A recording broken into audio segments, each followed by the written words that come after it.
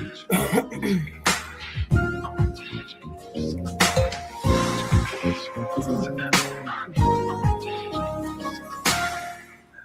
evening, ladies and gentlemen. Welcome to 2026. This is a new year, and it is our first segment of Straight Talk with Kareem Bowen of this year, and I'm excited to be with you all on today. I hope that you guys are out there having a fantastic time. Hopefully the beginning of this year has been absolutely amazing for you. We're going to have a great conversation for you today. A lot to talk about. So call your cousins, call your family, your auntie, your uncles, your play cousins down the street. Allow them to know that Straight Talk is on. And it's time to get straight to the heart of the matter. Giving it to you straight, no chaser, no filter. What's happening from Wall Street to Main Street with the issues that are impacting your day. All right. So today our conversation is going to be about it's time to pay attention to the village, to the community, to my people. It is time to pay attention. We are now in a place of great global instability. We're going to talk about it all, about what's going down and what has happened over the past couple of weeks. I have in the studio as my sit-in producer, your afternoon girlfriend, Yvonne Daniels. What's going on, Yvonne? What's up? Happy New Year. Hey, it is a new year, Yvonne. How you feeling this year? Fabulously, wonderfully, just overwhelmed. Now, Yvonne, I'm going to say this. You are always a burst of light and energy. And by the way, y'all have to check out her segment that comes on after this show. Take a deep breath, where she is just making sure that we are practicing mindfulness. 2025 was a challenging year for you. Yes. 26 is here. Yeah. What do you anticipate for this year? I mean, just, you know what? My pastor today was talking about the fact that we have got to steward time, watch time, and make time.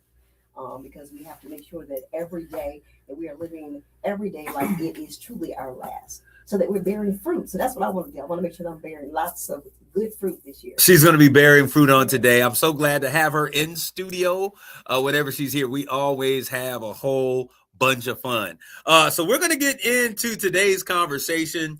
But, I want to give a shout out to all of those who are listening to us on KISS 107.1 FM. If you like what you're hearing, you want to hear more of this, maybe you came in midway and you want to catch the rest of the show, you can always go to kisswtlz.com. On that main screen, you will see this mug on the screen, this space here. Click on there. You'll catch this show and all the other shows as they put them in podcast form. You can always go to Odyssey and Spotify, wherever you get your podcast. You can find this on there as well. Follow us, like us on YouTube. I Grow Daily, Kareem. We're on all the social media platforms. Check us out. We're glad to have you with us. It is 2026, January 4th, a new year with new ideas, new horizons, and new things to come. Y'all know how I like to start. I like to start by talking about what's on my mind. And so there are a number of things that are on my mind. Before we do that, I'm going to bring in the social media stream. There's some two young, lovely ladies that are with me. You've seen them before. They are here, ready to roar. Let me hear you. I am woman. Hear me roar. Go ahead. Roar. They look like roar. All right. But I'm so glad to have you all today. So we're here and we're entering in this new year. I want you to like, tag, and share this conversation. Y'all are out there. We got a lot to talk about today.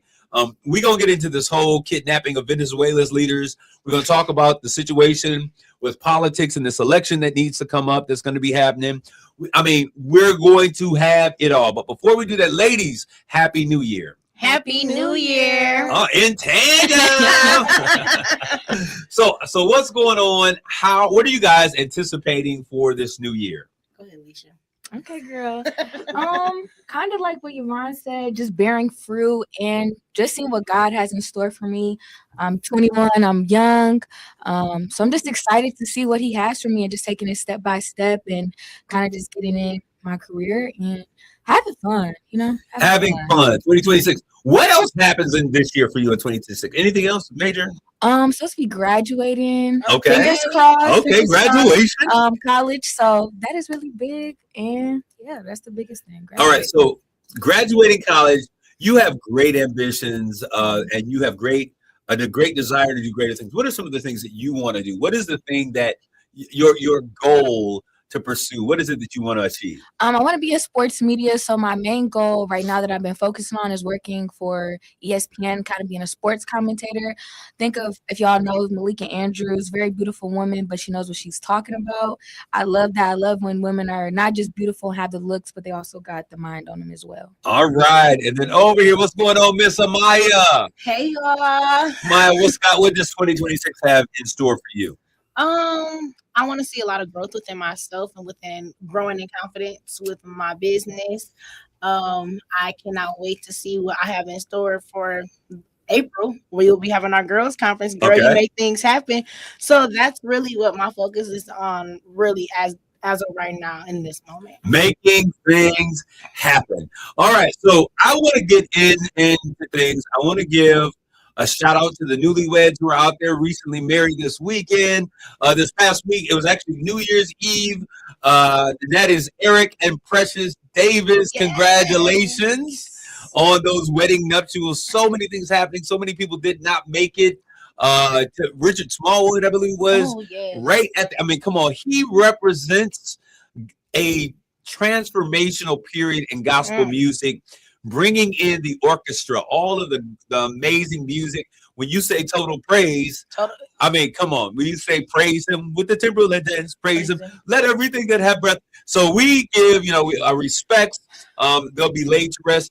In addition to that, man, my brother Stephen Hartwell, right before Christmas Day, Christmas Eve, went on to be with the Lord. Bruh said, hey, I'm taking this one out. He took the express train on to glory. He will be laid to rest this Friday. I've been asked, and I'm so pleasured by his wife, Loria. I called her, and the only thing I could do, I had no words. I just, prayed with her and just said, listen, I'm praying with you.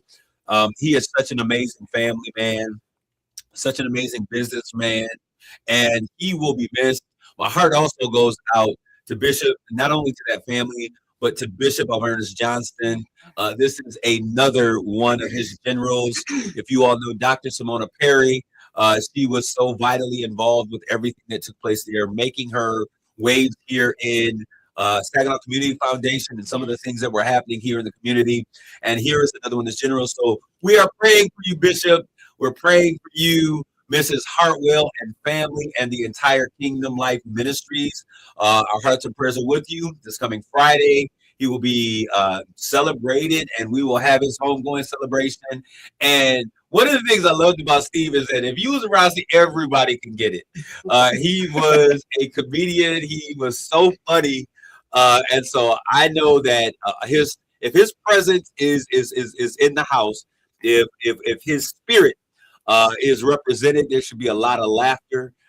There should be a lot of joy, because that is who he was as a person. So our hearts and prayers, thoughts and prayers go out to the entire Hartwell Kingdom Life, Bishop Ernest Johnson, and the entire crew. Also, I want to give a shout out. We are all of us that are in the room. We're just recently, well, almost all of us. We're just recently at the NAACP. Ms. Siobhan, come on, and I know that you are super duperly involved with the NAACP. Tell us exactly what it was that we were celebrating again. Yeah, that was the Jubilee Day. Jubilee Day. Yeah, Jubilee Day. So we had the youth that were almost kind of like in charge. So it's always great to see the youth absolutely being a part of, all kinds of events and stuff. So it was awesome. Man, one day when I grow up, my voice is going to sound like, it's Jubilee Day. Well, all of the youth. It's always good to have youth. But I appreciate that. And it was great to be celebrated. The young people selected myself, Miss Inez Williams and Joyce Harvin. Congratulations. As those individuals that they wanted to celebrate for our contributions and our work we do in the community as it relates to youth. So thank you. We don't take any of those things by surprise or by chance. I certainly appreciate it and thank you. We have, first of all, we're going to get into the things. Amaya, we're going to give you an opportunity to come on in here. She is going to share with us some things, some inspiration. We're going to get it together starting off this new year in 2026. Amaya, what do you have for us on today? I have some tips, some tips for starting off the new year right. So number one, let's reflect and reset. Take time to review what happened in 2025. Celebrate your accomplishments. Even think about the challenges that you faced. Think about the ways that you can grow and how you went through different challenges of last year, what things that you have to look back at and say, okay, what can I do differently? And how are you planning to move forward? Two, let's set smart goals instead of huge resolutions. Let's set those specific, measurable, achievable, relevant, and realistic time bound goals. Breaking into small daily actions, like even starting off with small and long term goals to make sure that you have, where do I see myself in the next 3 months, 6 months, or even the next 9, 12 months. Let's prioritize our health, making sure that we schedule our regular checkups, that we make sure that we go work out, that we're making time for ourselves, even just mental days, just self-care days. That's prioritizing our health, making sure that you're eating great and making sure that you have the right techniques to have a stress-free life and a stress-free year. And then we have cultivating new routines, establish small and consistent habits. Go to the gym. That's one. Start reading a book. Read. Hey, last year I started something new. I started reading. It's not actually reading. I'm not gonna lie. I did listen to audible books, and because I'm always on the go, so I started listening to books, and I love it. So, what was the one book last year that you listened to, or that since you are reading, you're listening to? What's the series? Actually, it's an author named Jacquel J. She has a series. It's Delgado family series. I started off with Capone, then Capadonna, Capri, then Inferno. So okay. It goes on and on and on. I'm on book 17 right now. Okay, all right. Give it up. I always say that he who reads leads. So we have to add reading to our arsenal for this year. Go ahead. Yeah. What else do you have? So then I have learning something new. Something I did last year. I learned how to do my own makeup because I depend on my cousin Precious to do my makeup. And now you just heard she just got married. I'm married now. So I had to learn how to do it on my own. So let's try new things, explore new things. Let's travel more, do different things to express yourself more and learn yourself more. Let me ask you a question about that. When it comes to travel, do you think that this younger generation seizes the opportunity to see the world in a way that other generations never did? Yes, I do. Why do you guys think that is? Ms. Siobhan, why do you think, do you think that I think this younger generation is living life the way that life was meant to be lived? Because things are just different now. I mean, when we were their age, there was just like a set way you did it. You go to school, you go to college, you get your degree, get a good job, but you got entrepreneurs. I mean, they just, they're becoming very wealthy at younger ages. I mean, it's just life is just seems like it's more open to them. Yes. And also social media, I feel like plays a big part on it because a lot of people are becoming influencers and stuff. So now they have to travel for different things and everything now. So it's interesting because I've seen so many young people that are now making, and hey, some of y'all old heads need to get in on this. I've seen so many young people who are making money traveling, sharing their experiences, vacation bloggers. And so they take exotic vacations. They're now being paid by either the country or by a hotel to go there, experience it, share their stories, and they're vlogging while they're there. That means a video blog for those of you a little bit slow. So those are opportunities now that never existed before. Right. There was a time when people say you can't make one. Everybody wants to be a social media streamer, influencer. You can't make money. People are making real money. Yeah, anybody can do it. Like literally. My mom literally just bought me a camcorder so I could start doing it. I'm gonna tell you. I've been getting checks now, Miss Siobhan. Okay. I was like, hey, I'm getting checks. Before it was like, $5, $10. I broke a couple $100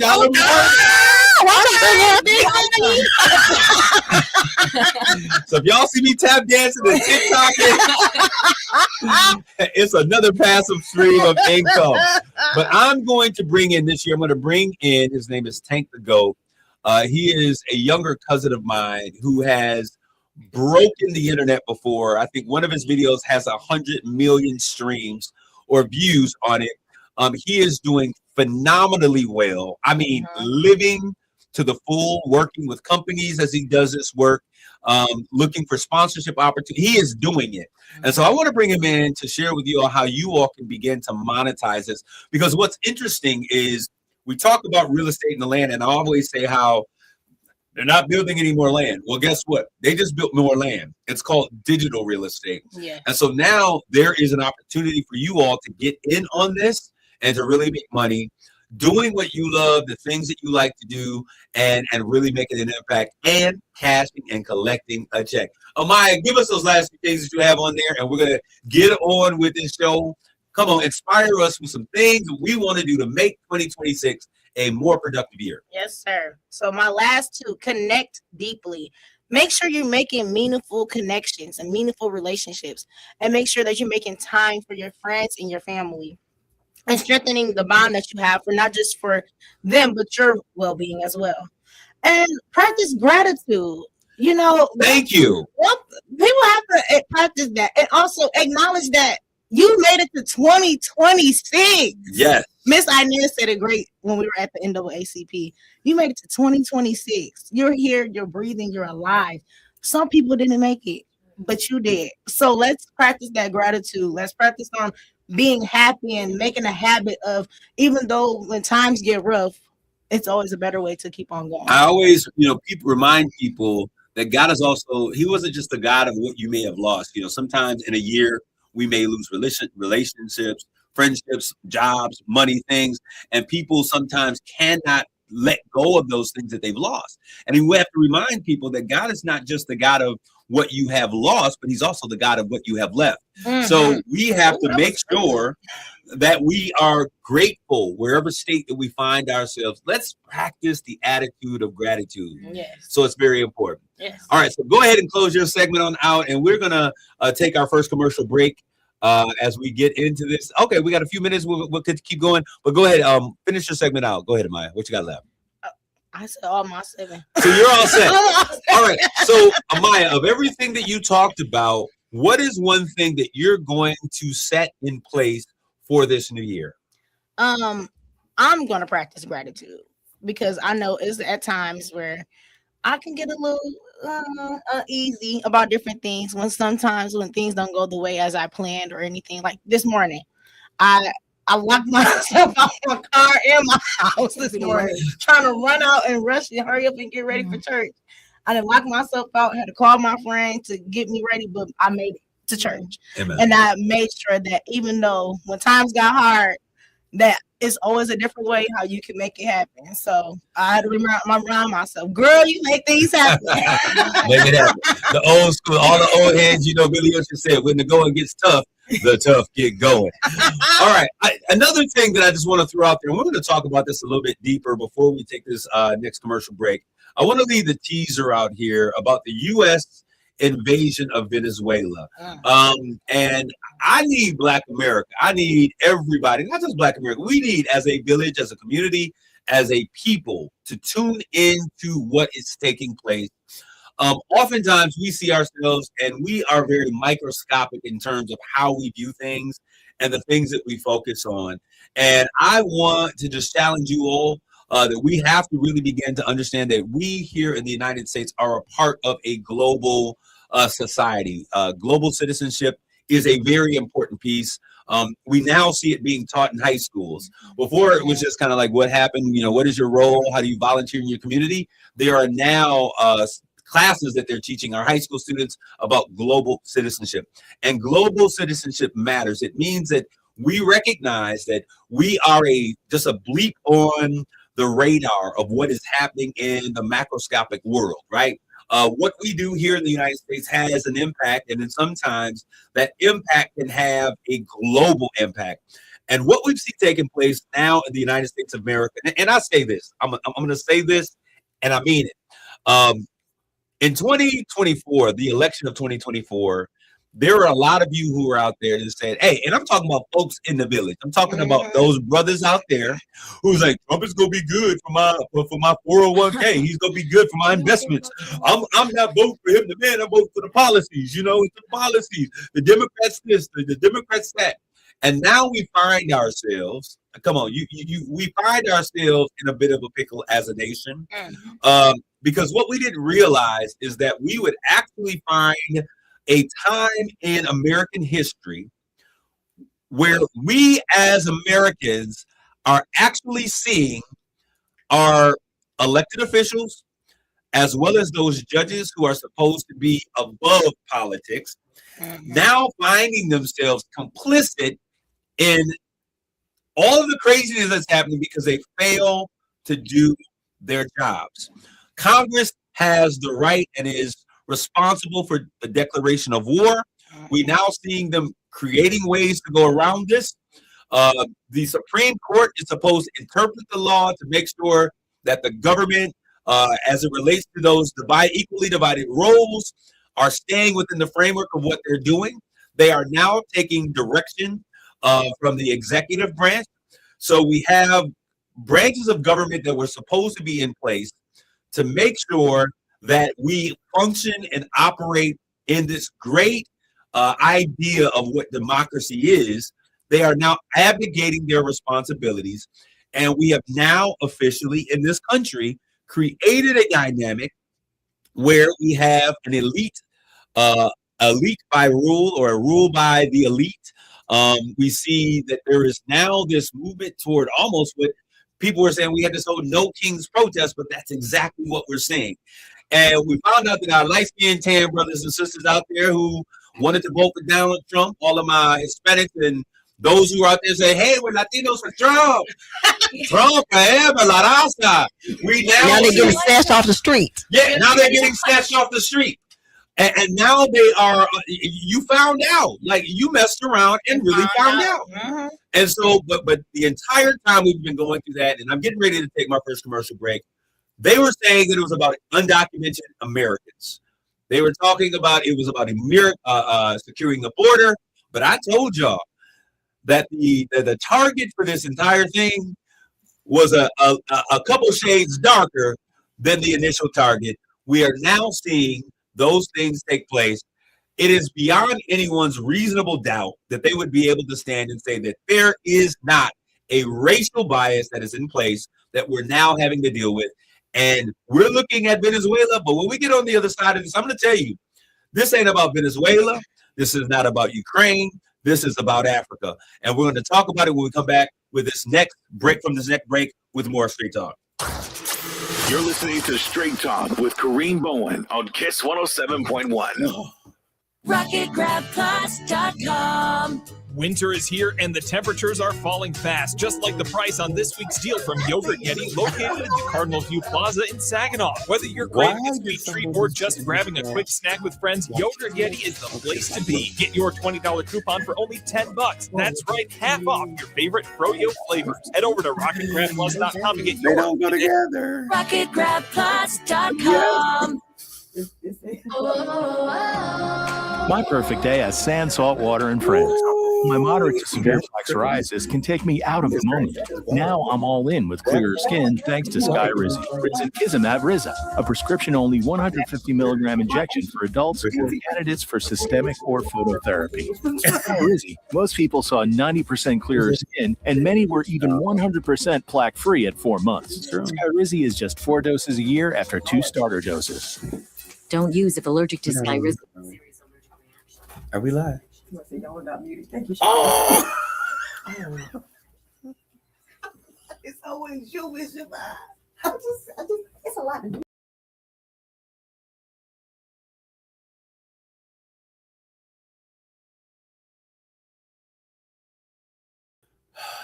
Yes, thank you. Thank you. I got to. You can talk to your teeth. We're starting a new routine on the first time. Trying something new. That was funny.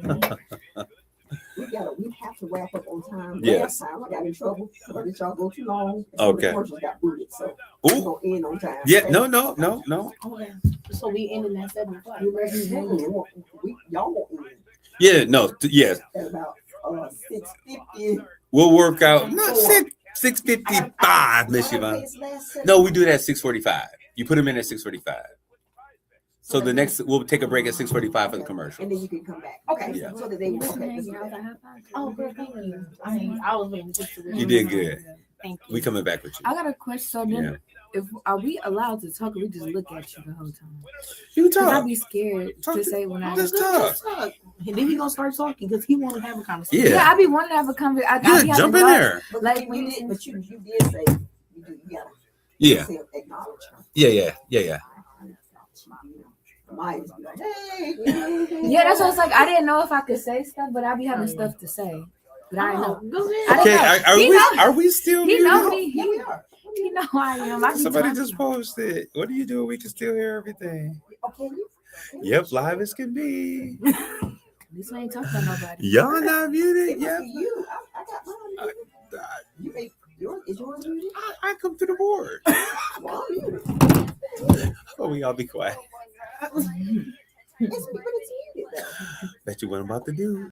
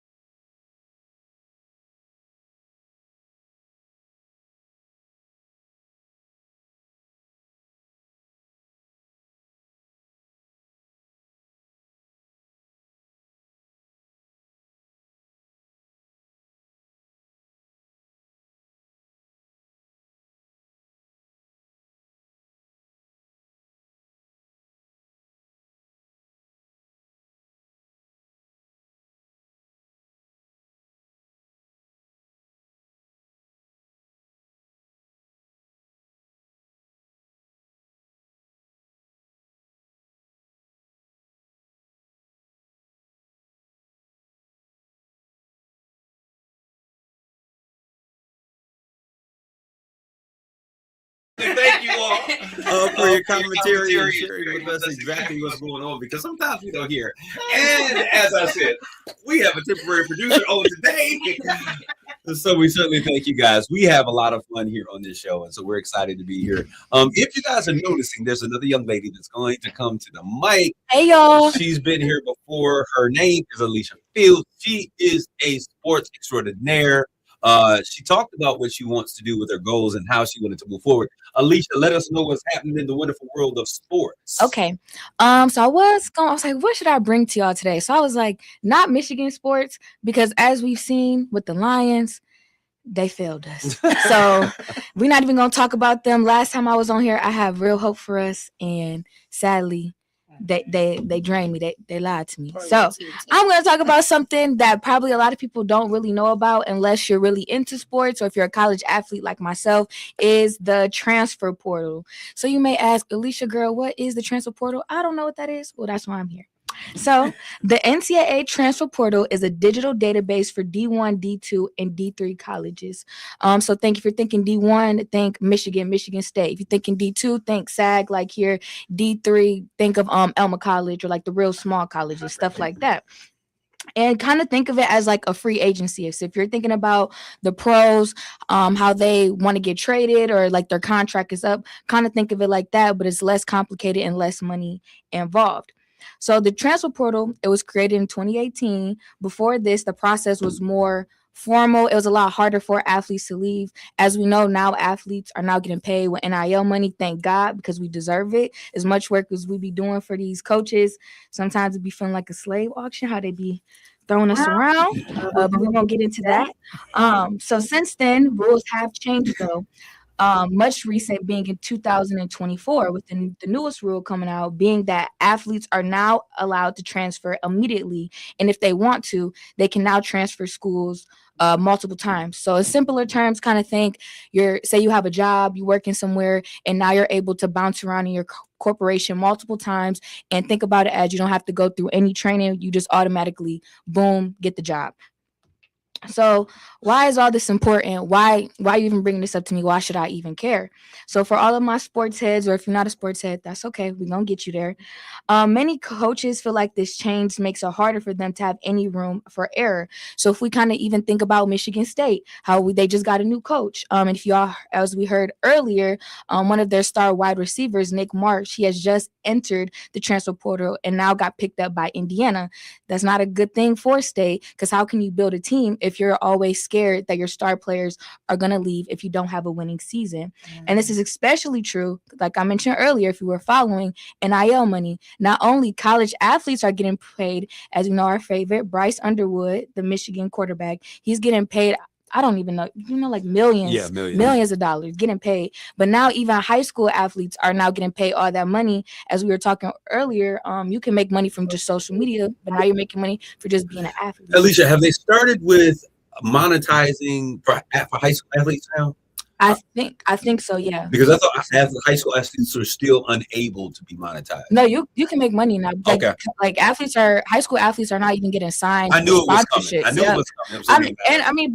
If you look at these athletes now, they're like freakish athletes. Like we're seeing, I'm a track star, so I know track stuff. Quincy Wilson, he's made it to Olympics, 16 years old. He made it to the trials. Like that's insane. Ridiculous. Like these kids, I don't know what they feeding these kids, but they're insane. It's in the chicken. Yes, it's so amount. Girl.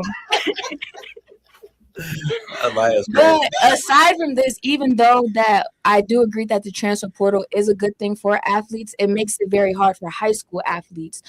Now it's a lot harder for them because now coaches are only looking in the transfer portal. But it makes sense. Of course, if I'm a coach, I'm going to pick a more seasoned, experienced athlete, unlike a high school athlete who I have to develop. I got to teach them all the stuff. Why would I go through all that trying to scout when all I have to do, just go on my computer, type it in. I want this kid from so-and-so. I'm going to pick him up. I don't got to go to high school and go through all the logistics and stuff like that. It's kind of crazy because the whole world, the AAU world, was centered around kind of every kid getting a shot. Mm-hmm. Now, the way the portal and things are opening up, it is kind of the reverse effect of what that did, because now we're not looking at all kids. We're not going to all. We're looking at who are the top performers, who are the kids who are making the marks. We have metrics that are set. We want top tier athletes making this happen. You brought up the situation with Michigan State University. Shout out. Indiana is amazingly talented. But what this does is it takes us back. It takes me back. And if you are a basketball fan, you remember when we started seeing brokered teams. It started with, I believe it was the Miami team. Chris Bosh couldn't win a playoff ring if his life depended on it. Dwayne Wade was doing his thing, but they said, we're going to broker this team. We're going to get Adonis Haslam and Shaquille O'Neal and Dwayne Wade. And we're going, Chris, you come down here. We saw that take place. We saw a dynasty be created, and really a coach who was absolutely unknown be made one of the best coaches in the game, right? Because these players were really making the moves. Then we saw the shift to LA and what was taking place. How are you going to get LeBron and all of these people on the same team? So when we look at that, it is kind of unraveling the idea of what AAU was intended. I think AAU is the devil anyways. I didn't think it was good for our players. I didn't think it was good for... They be working you. They don't only work you, but AAU was meant to do... Because I've been praying against AAU. Let me tell you why I've been praying against AAU. I've been praying against AAU. I'm going to tell you why as a pastor. I love sports. I love the fact that young people can get involved. But AAU developed a system that all of their games would be on weekends. So kids were losing their spiritual connection. Parents were more concerned about kids being picked up and getting to the next level than they were understanding that you're developing a whole person. That's body, soul, spirit. So academics are important. Sports and extracurricular are important, but their spiritual growth is also important. Yeah. So AAU, congratulations. I get it. We'll go ahead back to the portal. So with that being said, kind of like, what is my thoughts on this? And feel free to comment kind of what y'all think.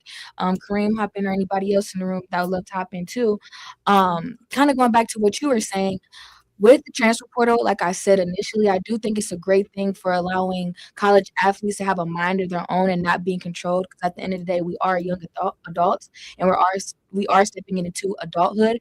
But I think it's gonna kill the camaraderie. I think I'm saying it wrong. Camaraderie. Thank you. Of sports. If you always have athletes leaving all the time, how can you really form a brotherhood? Like, how do I know if I bring this athlete in, is he going to stay for all 4 years? Especially when it comes to football. I mean, that's a real team sport. Like because that's when you mostly see transfer to our football athletes, and I think that's what's really important, like that chemistry. Yeah, you can have great players, like you were saying, but that don't matter if you bring in all these great players. If y'all don't got no team chemistry, you ain't winning nothing. I don't care what player you got on there. So, and then it diminishes the role that a coach plays in a kid's life. Yeah. You know, when I think about it, the people that I hated the most as coaches were the ones that challenged me. Yes. Everyone else may have celebrated me in certain areas. Oh man, you were great. Oh, your speed was good. Oh, this was it. You hit the shot. But then that coach that would not jump on the bandwagon, that would challenge me, oh, he got something against me. And it was really about personal development, right? We got to get back to where coaches are coaching more than sports. But they have the ability to really impact. Our kids spend more time with coaches than they do with parents. During season. So now we're moving into a place that kids are being paid.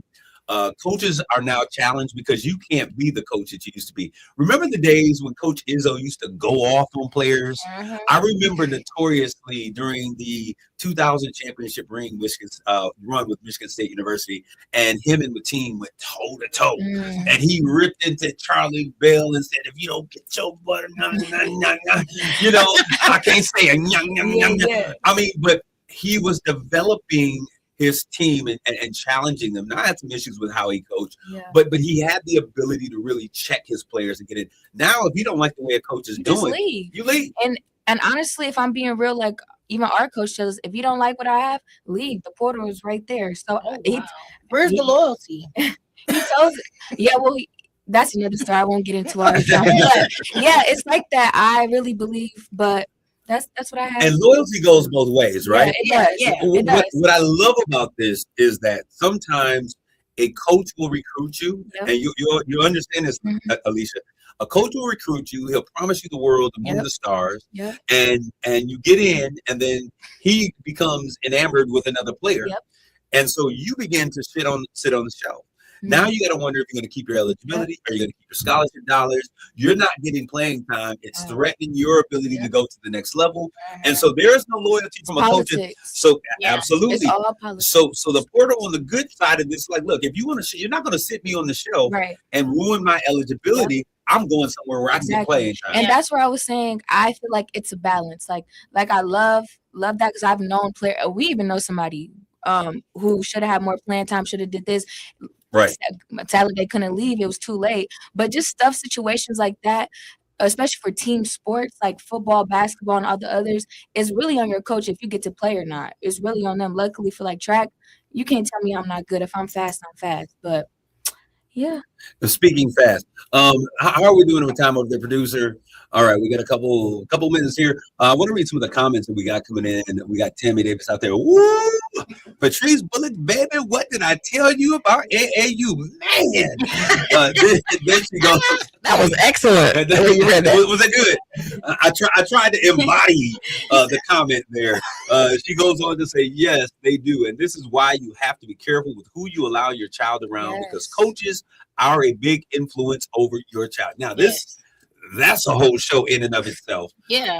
When we talk about it, Alicia, you kind of opened a very large box, and so we got to kind of dissect some of this because this whole concept of NIL dollars, name, image, and likeness, for those of you who don't understand, it now means that historically colleges have been able to not only get the big bucks when they win a championship, but all of the dollars, all of the marketing dollars, all of the donor funded dollars, all of the boosters and alumni who give. All of it went to the schools. Yep. And their response was, hey, you get a free education. Now, where they do that at? You know what I mean?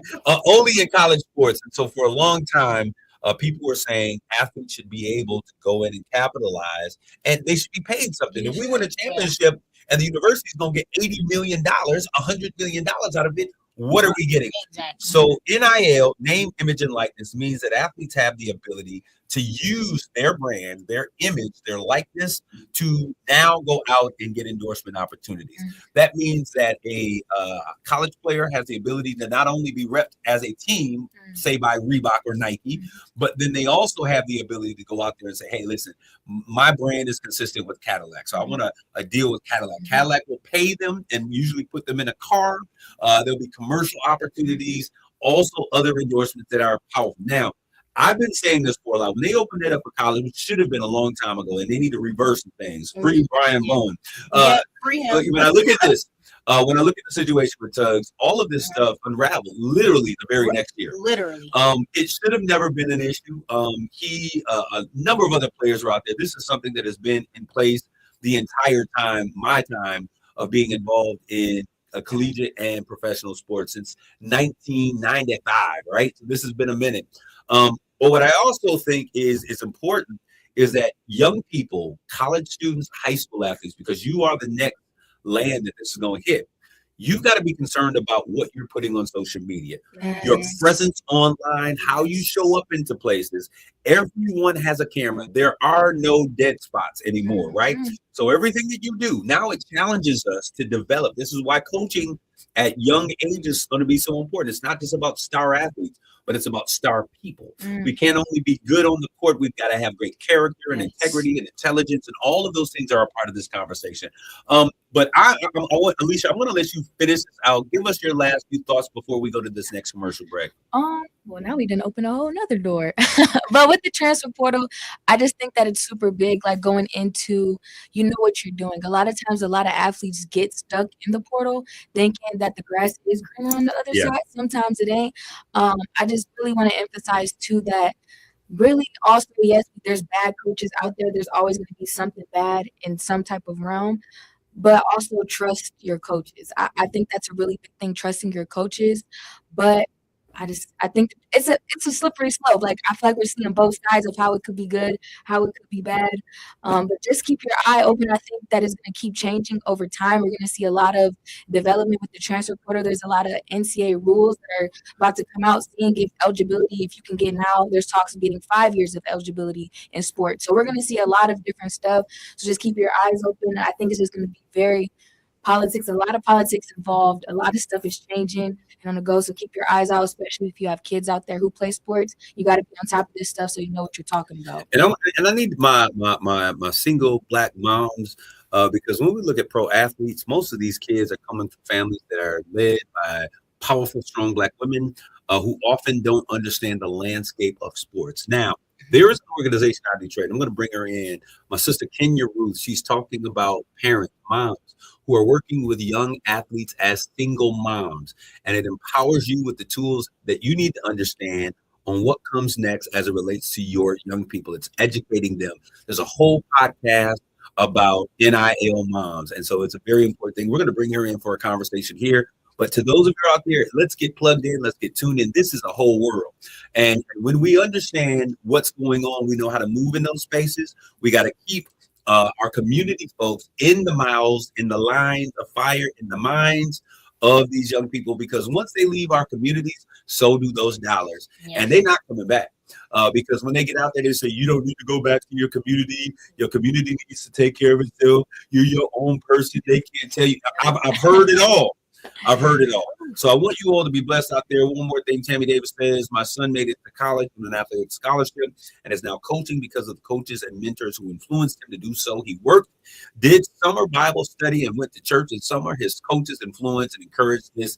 See, he was good, but because of a God, he was great. You're absolutely right. We're going to take a next commercial break. We'll be back with more Straight Talk. You're listening to Straight Talk with Kareem Bowen on KISS 107.1. This is your KISS community page where you can find out about all of the great things that are going on in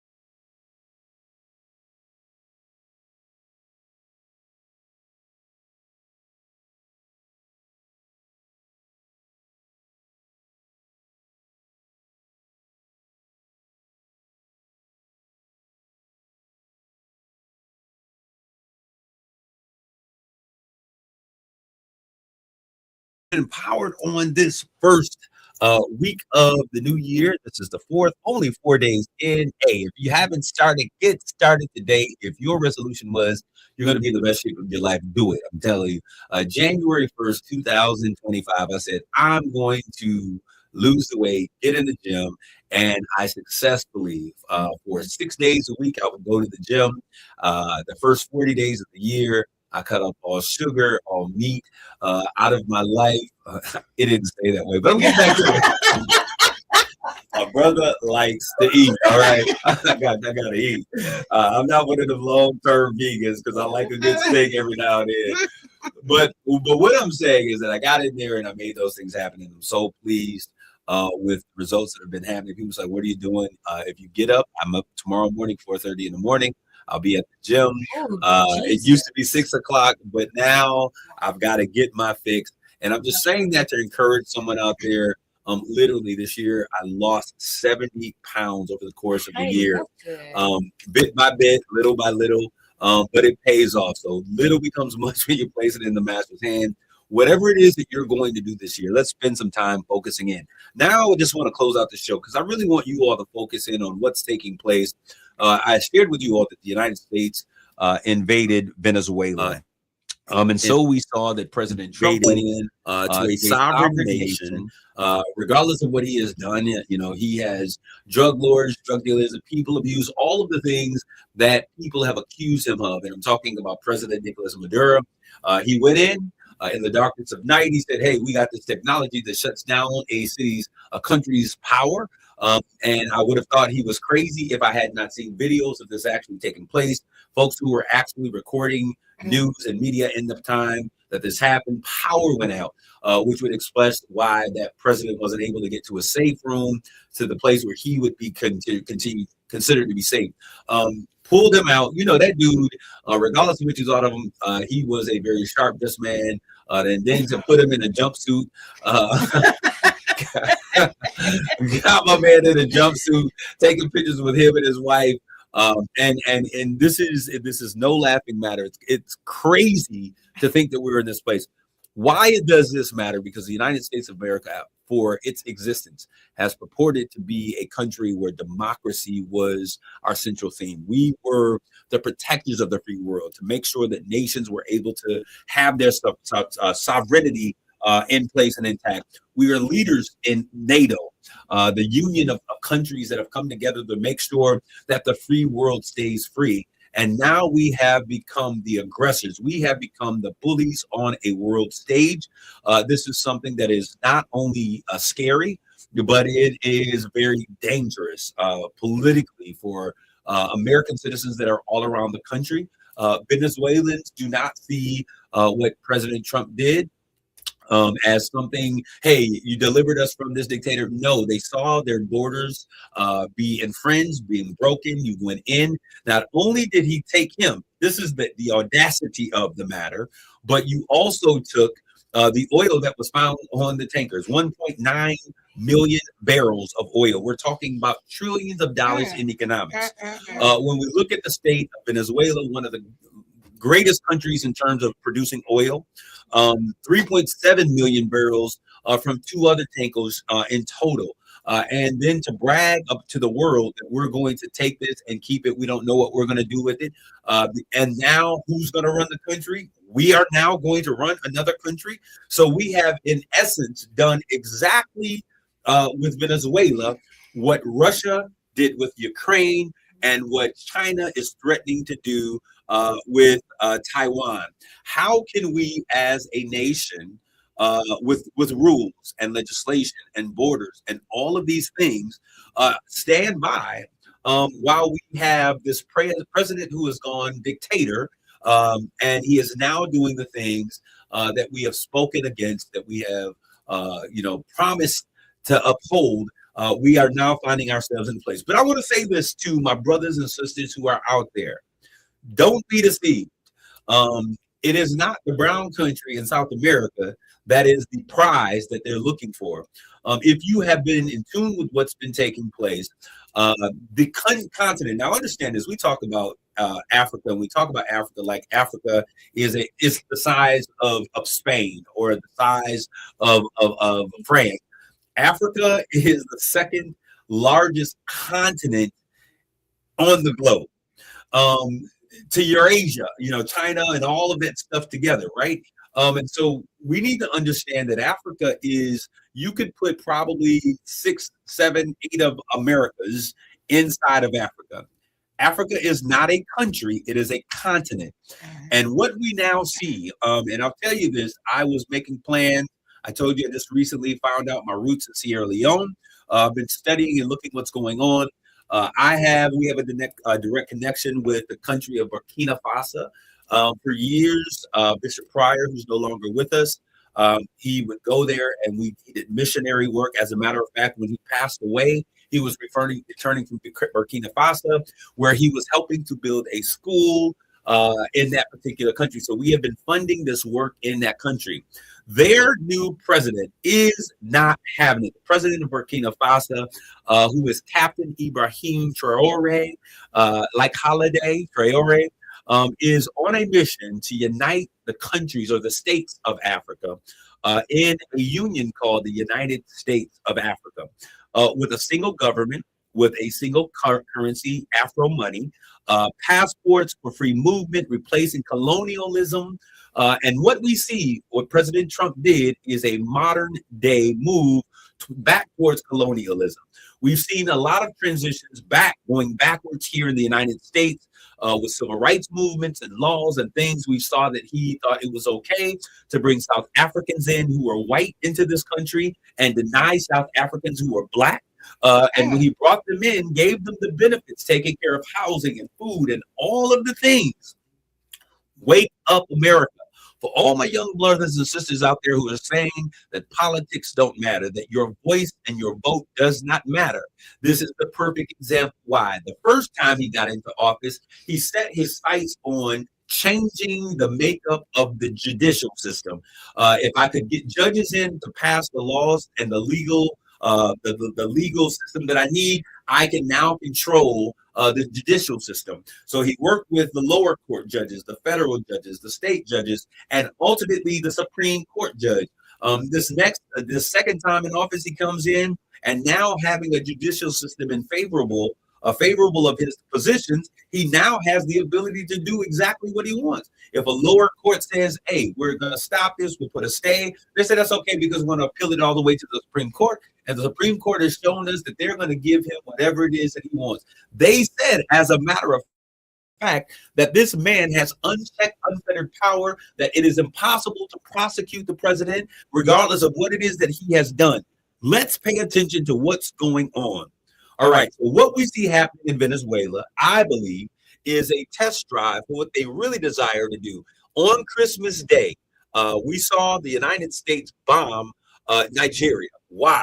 Oh, it's for the defense of Christians in America. This idea of Zionism is now popping up to a new level. We have a lot of these Christians in America, these white Christian moderates in America that are pushing for this idea and joining with the concept of Zionism in Israel, and they're pushing for this national identity. What you need to realize, like the folks who thought that when they were talking about poor people, that they were talking about only black and brown folks. But we came to find out that the country folks out there in the country and the brothers up there in the hills who was out there trying to get and lost their SNAP benefits, they realized real quick what was going on, that you are not a part of their agenda. So those who are out there, all of you white Christian moderates who are standing with Trump, it's about Zion, this and that. This is about Israel. This is about rich folk. And what you're going to realize is that all of you people who have been standing in solidarity, watching as our government's fundamental structures are being challenged and being degraded, that you're going to realize that you are not on the team. But this is about what's taking place. So there's a bombing. Why was there a bombing in Nigeria? Because we were defending Christians? No, I think this has nothing about Christianity.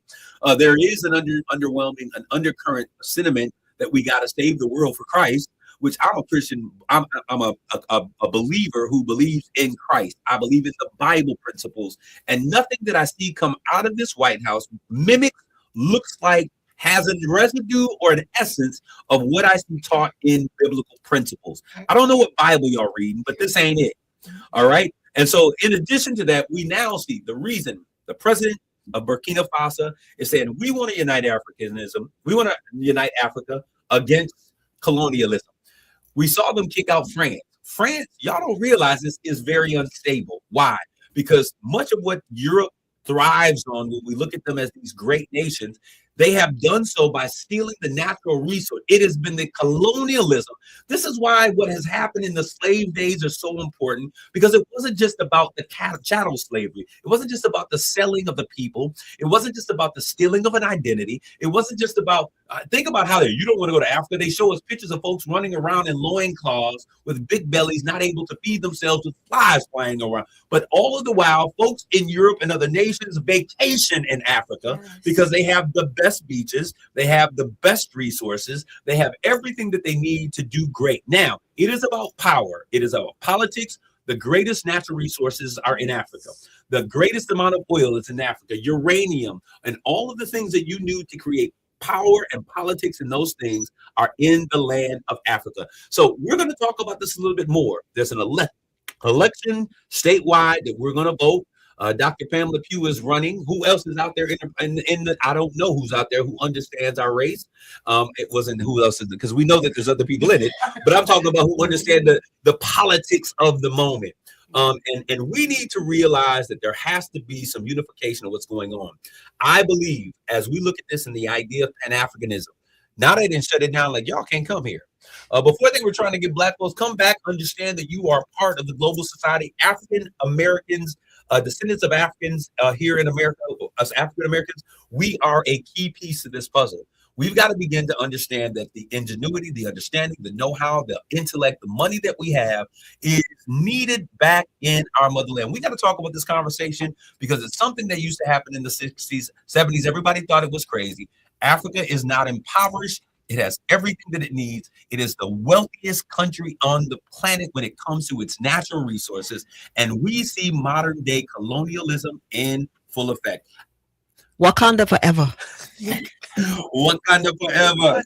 All right. For those of you out there, we're going to continue this conversation. I want to thank you, lovely ladies, for being with us on today. Thank you. Amen. Next week, we'll have a spotlight on youth, showcasing young people who are doing great things in our community. Brother Antonio Brooks, more power to the people out there. We love you guys. Take care of yourselves and each other. God bless you. Bye, Grace and peace. You've been listening to Straight Talk with Kareem Bowen on KISS 107.1. The views and opinions expressed